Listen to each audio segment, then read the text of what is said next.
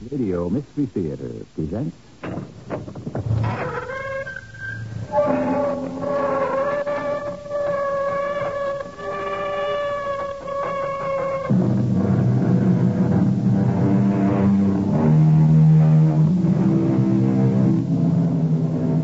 in. Welcome. I'm E.G. Marshall. There's an old story about a woodcutter who was on his way home one bitter winter night when he saw a poisonous snake lying frozen stiff in the snow.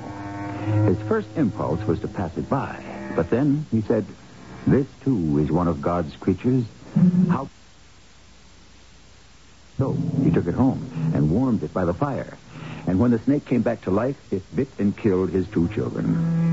We shall do a variation on this all-too-familiar theme during the next hour. Why do they stand and look at me like that? I have told them you are a god. Me? A god? Oh, yes, my lord. A god. Do they believe it? Oh, they will, my lord. If what? If you perform a miracle. And you shall. I told them you could. How could you tell them such a thing?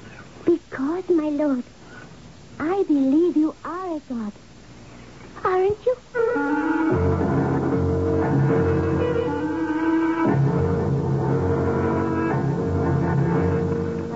Our mystery drama, The Gratitude of the Serpent, was written especially for the Mystery Theater by Sam Dan and stars Paul Hecht. I'll be back shortly with Act 1.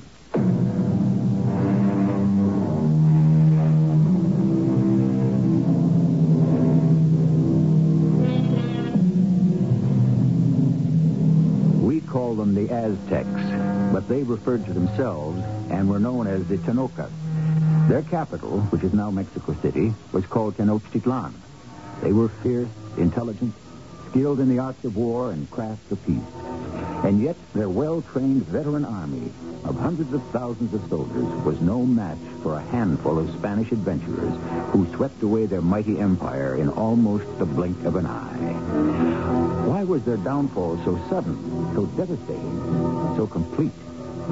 This was and shall always be one of the world's greatest mysteries.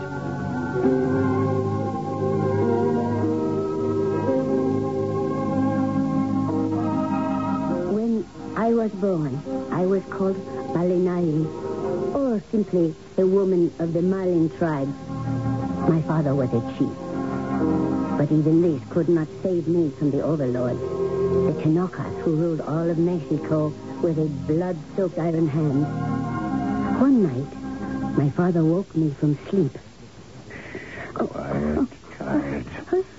Say nothing. Arise. Quickly. Come. Where? You must not make a sound. My father led me swiftly, silently, to the slumbering village toward the ocean. We came to a small inlet where the trading canoes would land. Why have we come here, Father? We must wait for him. For whom? My daughter, you must try to understand. I wait here with you so that I... Oh, child, I have no choice. I must sell you. Sell me? Listen and say nothing. I am to become a slave? How else can I save your life? My child, tomorrow come the commissioners of the Tenochcas. You are going to sell me? They travel all through Mexico to choose the victims who must be sacrificed to Texcatlipoca. They call him the god of the sun. But he is the god of death. Father. He can only be nourished by blood. And so each year he needs hundreds of victims. He shall not have you. They will not take you. Why would they take me? Because you are beautiful. They want the loveliest maidens and the most handsome youths. Last time they didn't notice because you had not yet flowered. Father, please. I don't want to become a slave. Is it better to become a victim, to be dragged up 100 steps, to be seized by their bloody-handed priests, stretched out upon an altar, and to have the living heart cut out of your breast. No. Child, do not be frightened. This will not happen to you. Look, he comes. You see his boat? Who? The trader. Listen, he is a good man, an old friend. He has promised to sell you to good people. Kind people. I'm frightened. Child, the God of our people, the God of kindness, Quetzalcoatl shall look after you. No, he shall not look after me. Child, what a thing to say. But it is the truth. Has not Quetzalcoatl left the earth and gone into exile? Of course, in the time of our ancestors. But the oracles tell us that he shall return in 520 years. This will come to pass in our lifetime. He will return and do battle with Texcatlipoca, conquer him, and the earth shall smile again. Believe me, child, I speak the truth. The large canoe came into the inlet, and in it was the trader. He was a tall, heavy-set man. His men plied the paddles, and they all appeared afraid of him. Indeed, I was afraid of him myself. But he seemed to be a friend of my father's. I spoke pleasantly for a while. Then I was told to get into the canoe. We sailed far down the coast to a place I had never seen before. It was a large village of a people I had never heard of. They were called Maya. The trader took me into his own dwelling. He was kind to me. What is your name? Marina? That is not a name. It only means a Malina woman. There are thousands of them, isn't that so? Yes? But only one of you, isn't there? Well, Yes? therefore, you have to have your own name. We make it a pretty name, eh? Let me see. Oh, what is a pretty name? Blue Dog? It has to be a Christian name. Christian? What is Christian? I don't know. It's just the Spaniards say they're Christians.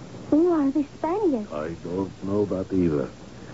They say they have come from across the sea. They have very large, thick, wide boats with huge white sails. And they ride on animals that look like deer without horns. And they wear clothes made of metal which arrows cannot pierce.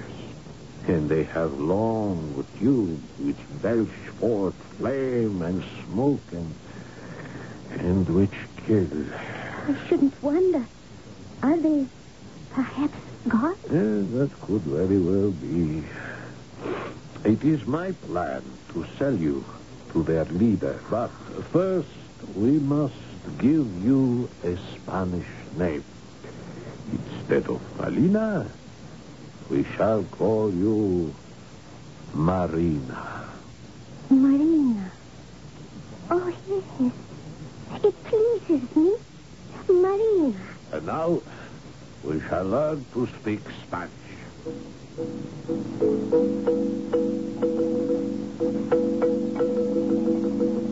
I studied very hard, and after a while, I not only was able to speak in the language of the gods, but also to think in it. The trader was quite pleased with my progress. That's thunder. How? There is not a cloud in the sky. No, my pretty Marina. That is the cannon of the Spaniards. Cannon? What are... Come. Let us move to the beach.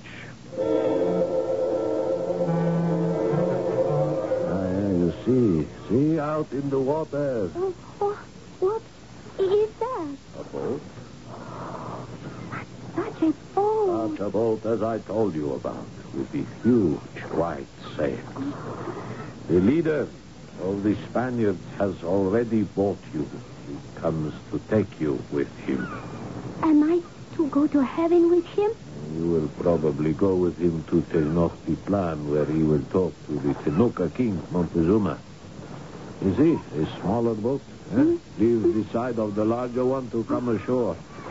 And the leader of the Spaniards is standing in it.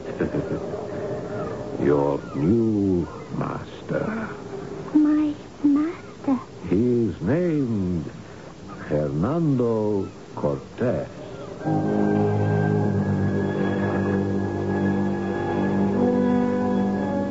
He was dressed completely in metal. The sun shone on his helmet and breastplate. Was it true what my father had told me? The prophecy that the good king, God of our people, Quetzalcoatl, would return to battle the evil god of the Tenochas, the blood-drinking Tezcatlipoca. He did not look like the pictures I had seen of Quetzalcoatl. But as everyone knows, gods may change their shapes. Why could he not be the god? He must be. And he has to redeem his people. What are you called? My name is Marina. Marina. My favorite. It's the very name I would have given you myself.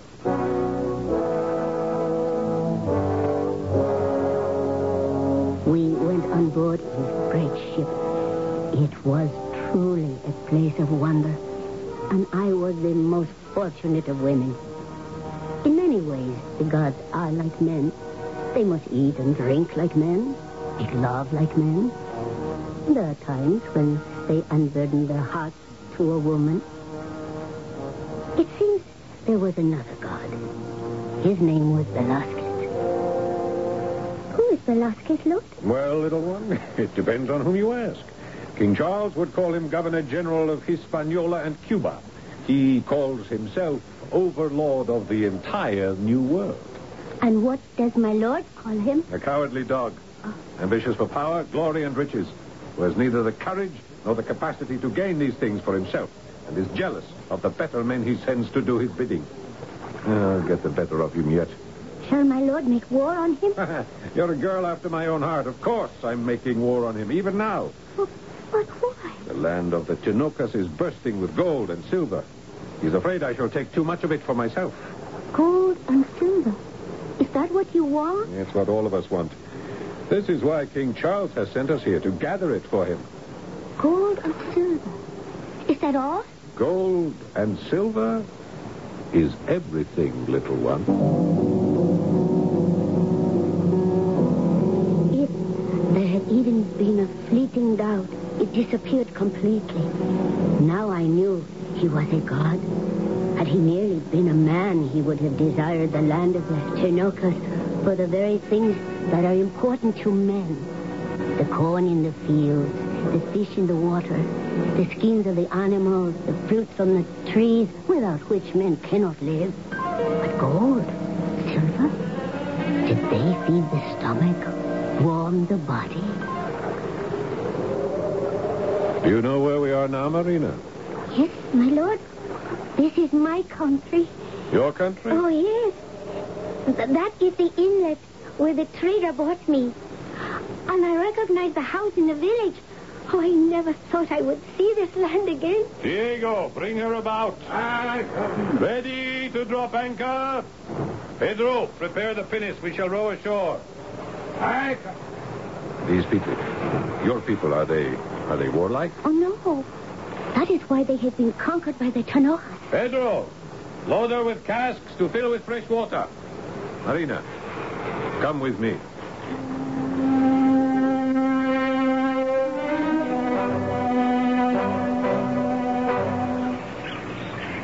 My daughter. Father? Who is he? My master. Tell him we come here in peace. My master says he comes here in peace. I do not believe him. Father. He lies. About what? He says he is a man of peace. Oh, he is. Then why does he look like a man of war? I can see the love of war in his eyes, on his face, the way he stands. Step aside, child. You must not be hit by a stray arrow. What are you saying, Father? What is it, Marina? Father! All the men of our tribe, they are hidden in the trees behind the rocks. Each has already bent and aimed his bow. Father, we are not warlike. That has been our downfall. Never again. Now we shall fight. We shall kill these strangers before they can enslave us. I know they have not come here to enslave us. No? No, Father, believe me. They have come here in order to save us. And they will save us.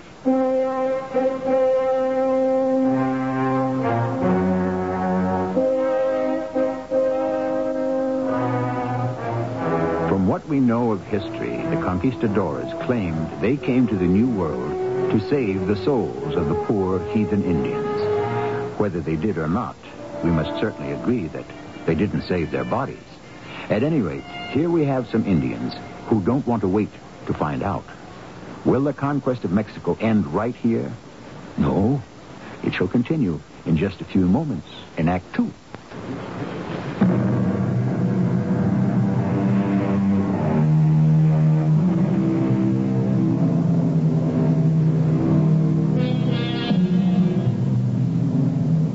The year is 1519. The conquest of Mexico is about to begin. A handful of Spaniards have just landed on a sandy beach, which is the present site of the city of Veracruz. The conquest could also be about to end. Like all momentous events, it hinges on an infinite number of imponderables, not one of which can be foreseen or controlled. Is that what history really is? A spin of the wheel? Why not? It makes as much or as little sense as any other explanation. Father, they have come to save us. These men, these warriors. They are not men. They are gods. God. What is he saying, Marina? I don't like the look of this. No, do not reach for your sword. Do not move. Why? Behind every tree, every rock is an archer with his arrow aimed at your heart. Then we'll die fighting. It is best not to die at all. Let me talk to him. Father, I tell you again, they are gods. And he, this one, who stands next to me, is Quetzalcoatl. Blasphemy. Why is it blasphemy? You told me yourself, when Quetzalcoatl left Tula, he said he would return in 10 eras, 520 years, to reclaim the Toltec Empire. But how can he be our great God? Is this not the exact time, Father? Yes, if only... Yes? If only he could prove that he is the great god Quetzalcoatl. He shall. My lord. What is happening, Marina? My lord, you must bring some of the cannon from the ships and also the arquebuses and the horses. And why must I go to all this trouble? Because you are a god. And you must show your thunder and lightning. And a hush fell over the Indian people as the ships were unloaded. There were cries of astonishment at the sight of the horses. When the men mounted them and raced up and down the beach, people gasped in wonder. See, Father, see? This is indeed a marvel. What are those men doing there? Men, Father? Gods! What are they doing with those round things? Those are guns. They splinter the trees. Yes, Father. They call down fire and destruction. Like gods. Truly like gods. The miracle, my child. The miracle has taken place. Quetzalcoatl has not forgotten his Toltec people. He has come back. My lord, the chief of the people wishes to kneel before you and pledge his homage. Will you accept him as your devout believer and vassal? Say I accept him. Tell him to rise. Rise, Father? Tell him I want food and water for my men. Tell him to send a runner to Montezuma to inform him that I have arrived. And I will accept his submission.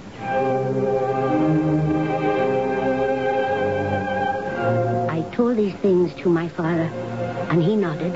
All would be done. But there was something he wished me to say to our Lord. Something of the utmost importance.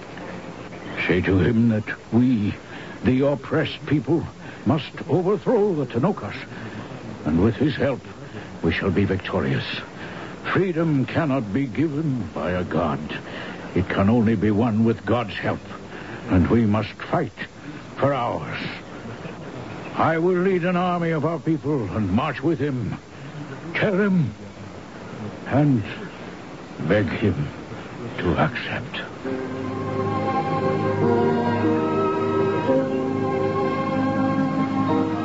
But although he now had food and water, my lord was not happy.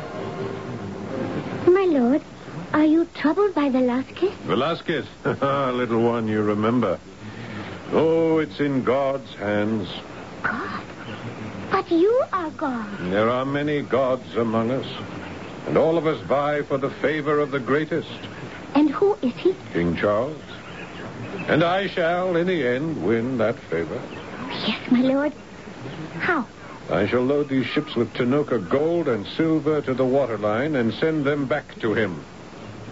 And do you know what he shall do with all that treasure? No, my lord. He shall make himself the Holy Roman Emperor. He shall rule the world. I will have made his dream come true, and I shall be rewarded. With what? These magnificent new lands.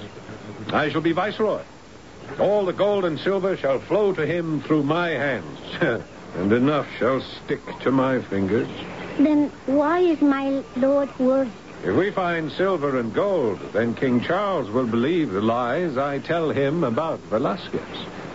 But if there is none to be had, he will believe the lies Velasquez tells him about me. Sail ho! A ship. Yes, I see it. And the pennant. Those are Velasquez colors. The scoundrel, he's found me.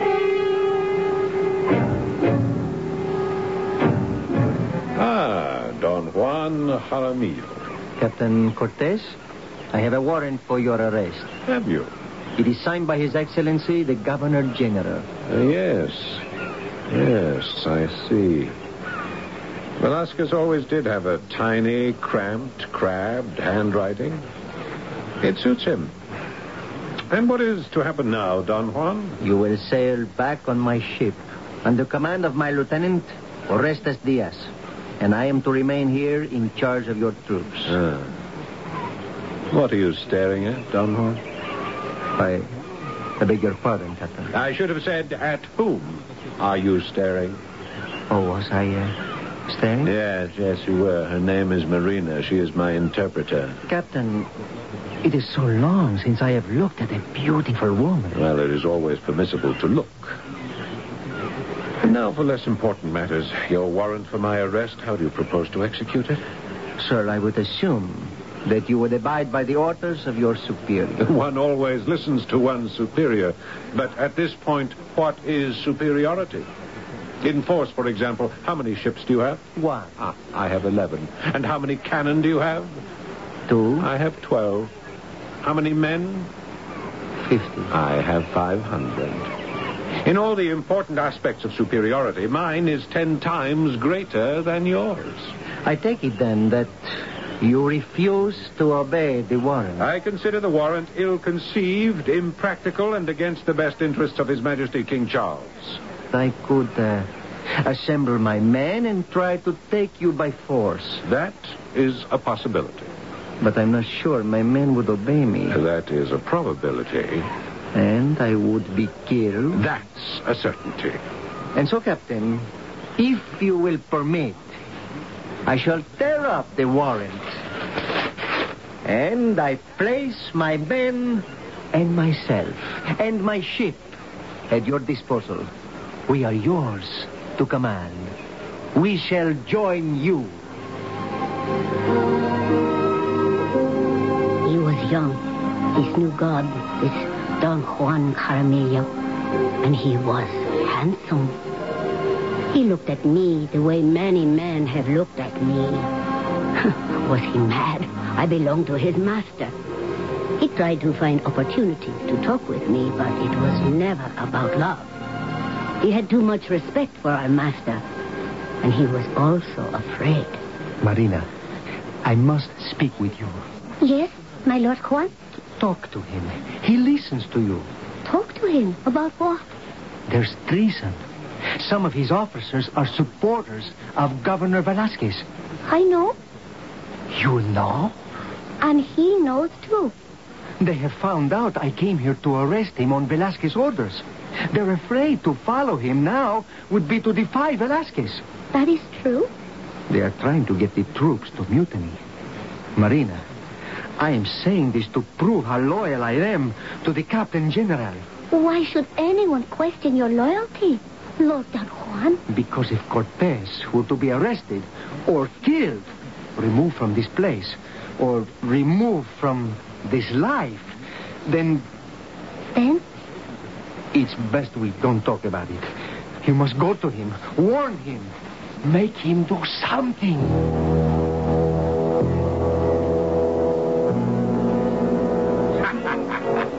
I know who they are. Francisco Gonzalez Yes. and Pablo Fontana, Guillermo Uvalde, Rodrigo Cuevas, a few others, but those are the cream of the crop. Then why do you permit them to... Live. I need them. I cannot do without them. Francisco is the best artilleryman in the world. Pablo is as strong as 10 men in a fight. Guillermo, Rodrigo, there are no better officers. But what good are they to you? You cannot trust them. Ah, little one, how clearly you perceive the difficulty. And what shall my lord do? Have no fear. Your lord shall find a way out of it. But the disaffection was out in the open now. The following day, the men all gathered about the ships. It was clear there would be trouble. They were afraid to disobey Governor Velasquez. They were also afraid to disobey Cortez. He spent much time conferring with Don Juan and some of his trusted friends. Finally, Don Francisco Gonzalez came forward. Captain, I have been appointed spokesman. For whom? For all the officers and men. Captain, we will respect you, but we cannot be pawns in this your quarrel with the Governor General. My quarrel? Go back home. Settle it. It isn't your quarrel. This isn't your fight for gold and glory. You ask us to commit treason. Treason only if we fail. It's fame and the Emperor's favor if we succeed. We have families in Spain who can be punished. Betray me and you have families who shall be disgraced. Enough talk, enough soul-searching. I shall make the decision for you. Juan, where are the men with the torches? Here, Captain. Are the musketeers and the crossbowmen ready? Ready. Have them fire at any man who tries to stop us. Forward! What are you going to do? Cortez, what are you going to do? Step aside, Francisco, or be shot. Are you mad? What are you going to do?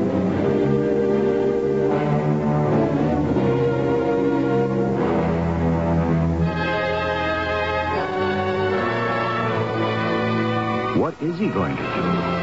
Obviously, some act of madness. That is, apparent madness. But we know Hernando Cortez by this time. There's a keen and calculating intelligence behind every move. And if he appears to be crazy, then he's as crazy as the proverbial fox. In just a few minutes, Act 3.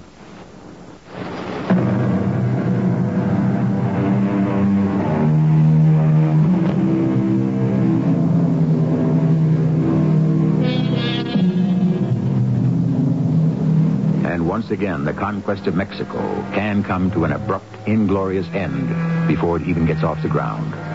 But although everything seems to be in an advanced state of confused cross purposes, we know that there is a sure and steady hand that is manipulating all the strings. It belongs, of course, to, and yes, we can call him that, one of the greatest con artists in history, Hernando Cortez.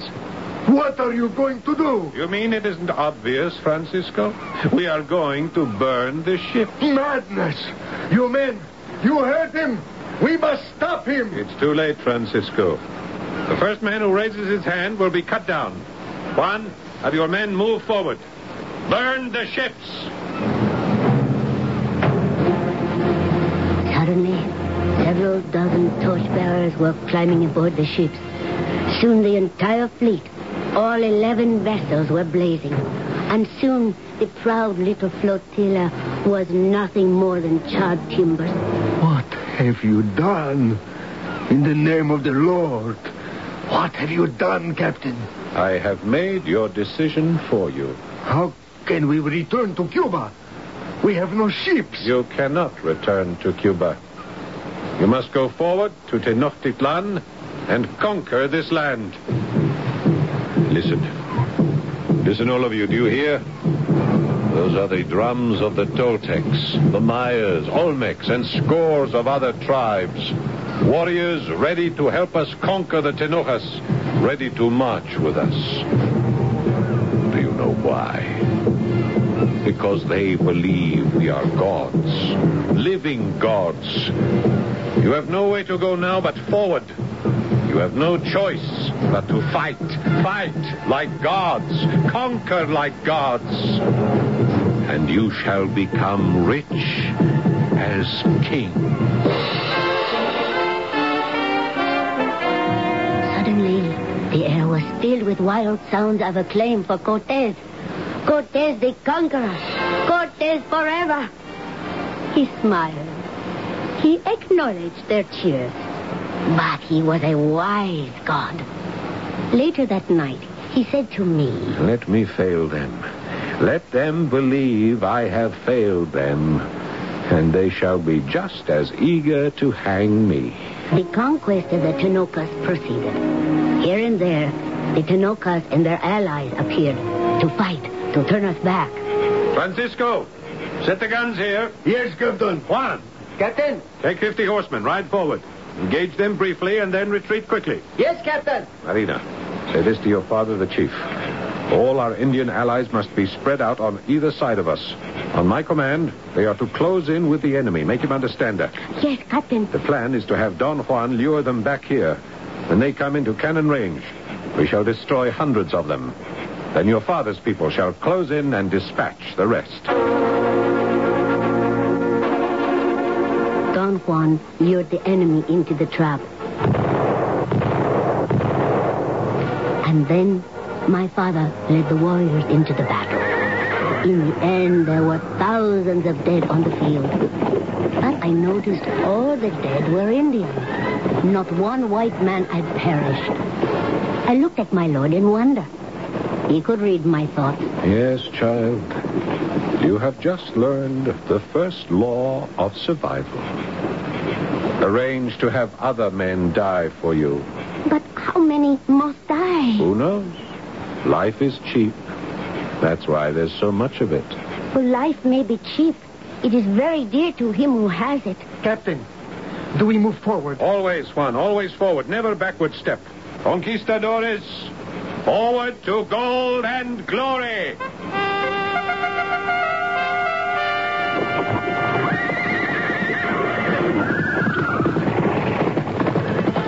Day by day, battle by battle, we cut a bloody trail toward Tenochtitlan.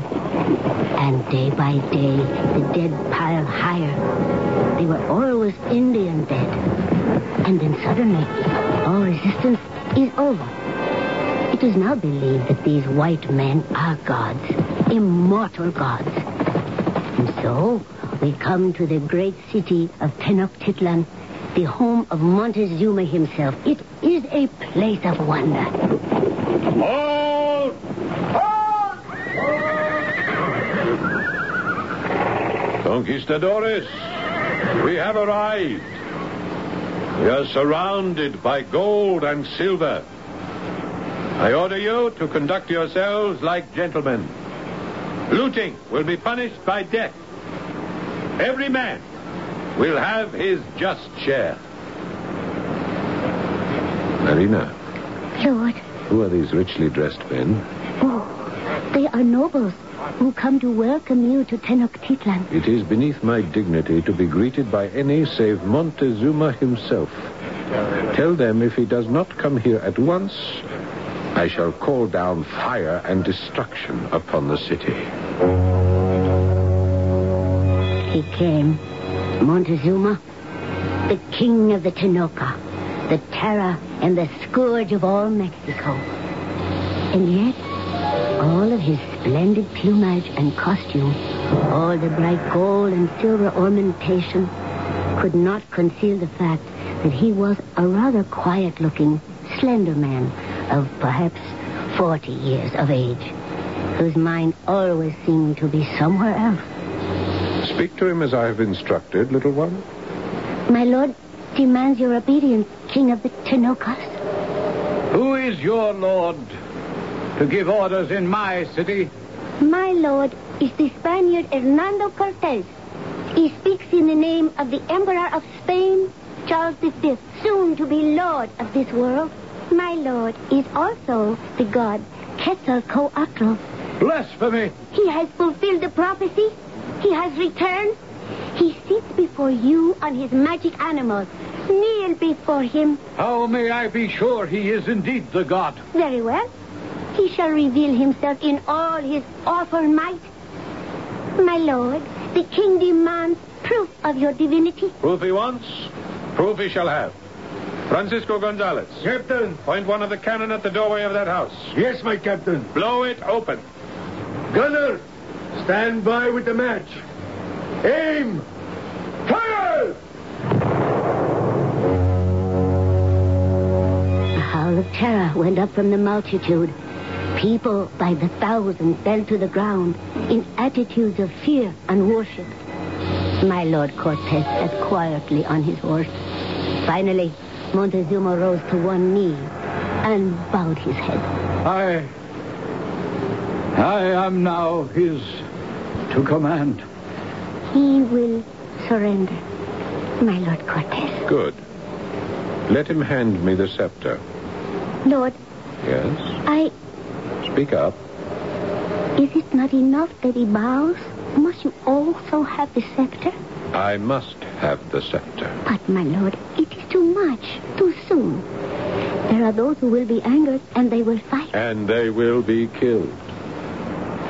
The scepter. As my lord commands. King Montezuma of the Tenokas, my lord Cortez, who is also Quetzalcoatl, demands the scepter as a symbol of your submission. But the scepter is holy to the god Texcatlipoca.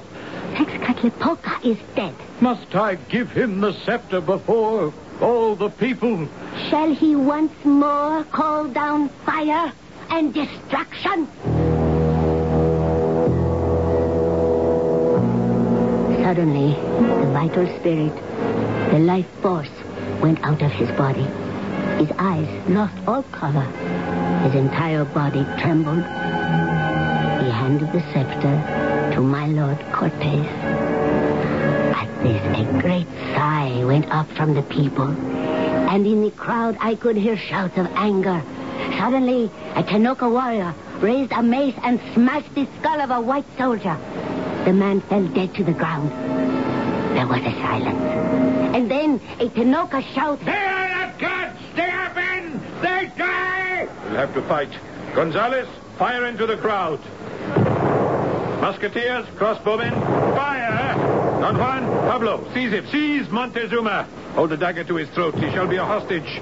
Marina, tell the crowd to stand back. Tenoka people! Tenoka, raise a hand against the gods, and your king will die!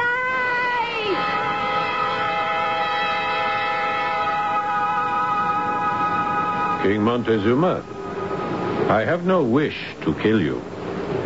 I no longer desire to live. I have humbled myself before an enemy of my god, Texcatlipoca. I wish to die. He wishes to die, my lord. I refuse to accommodate him. He is my safe conduct. King, my lord will not let you die. He cannot stop me. I shall force the life to flow out of my body. Soon I shall be dead as a husk of corn without the ear. My lord, look. He dies. He dies.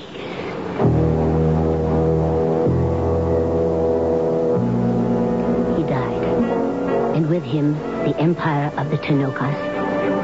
There was heavy fighting after this. Thousands and thousands died. And my Lord Cortez won. I thought I would die on the day that victory was finally his. Little one, I must return to my king with ships filled with gold and silver We shall meet again. My lord will not take me with him to Spain. I had dared to hope. I had forgotten I was merely an Indian and a slave. You shall be well taken care of. I give you as a precious gift to one of my dearest friends. My lord is kind. To a man who truly loves you. Don Juan Jaramillo. Do you take her, Don Juan? If she will have me, will you, Marina? What have I to say? I am only a slave girl. No. You shall be my wife. And he shall be your slave. I cannot believe it.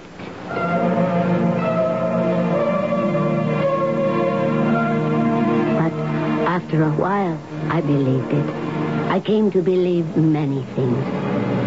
That Cortez was not the god Quetzalcoatl. That he had not come here to free us, but enslave us. That the Spaniards were no better for us than the Tenochas. That we had exchanged one bad master for another. Yes, I was no longer the naive, trustful Indian girl. Like the goddess Eve of my new religion, I had tasted of the fruit of knowledge, and it was bitter.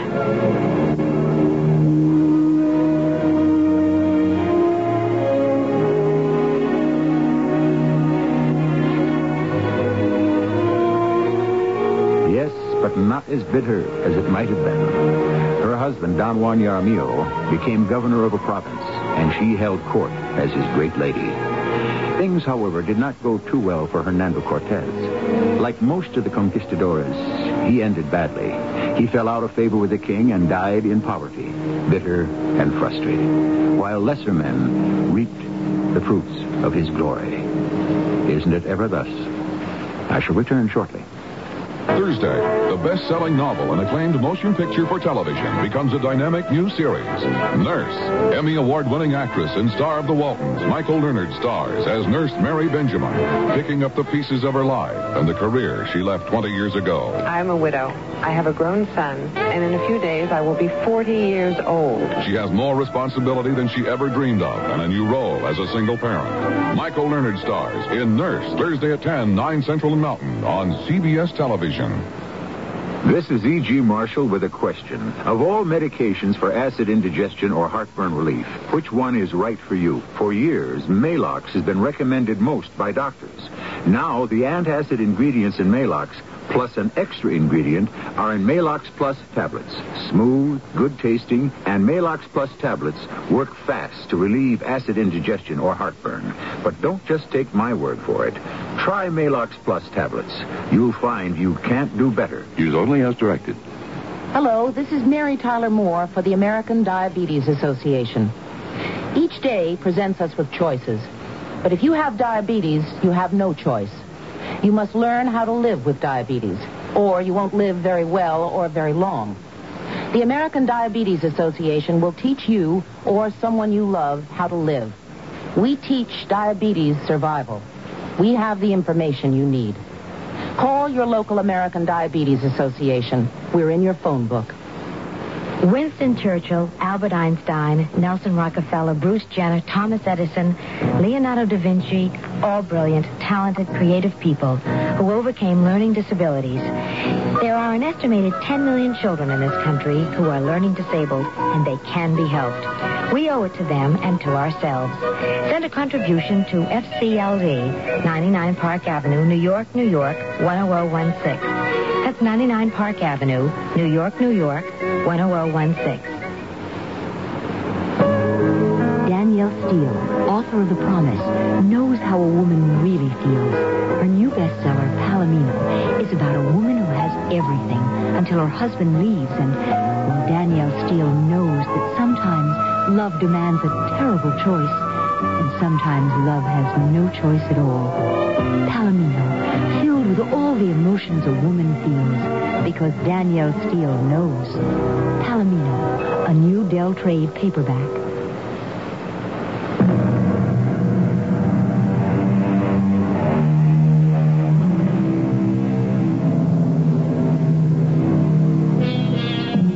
Our story is called The Gratitude of the Serpent, and its message is pertinent to this day. Very rarely are we destroyed by forces from the outside. Those who do us in are usually the ones that we have nourished in our bosom, who have enjoyed our bounty. The milk of human kindness often turns sour, but it cannot be helped. If we feed the serpent, he will destroy us. Yet if we don't, we become what he is. Humanity never had easy, simple, clear-cut choices. That's why we have so many tales to tell. Our cast included Paul Hecht, E.V. Juster, Bob Caliban, and Ian Martin. The entire production was under the direction of Himan Brown. This is E.G. Marshall inviting you to return to our Mystery Theater for another adventure in the macabre. Until next time, pleasant dreams.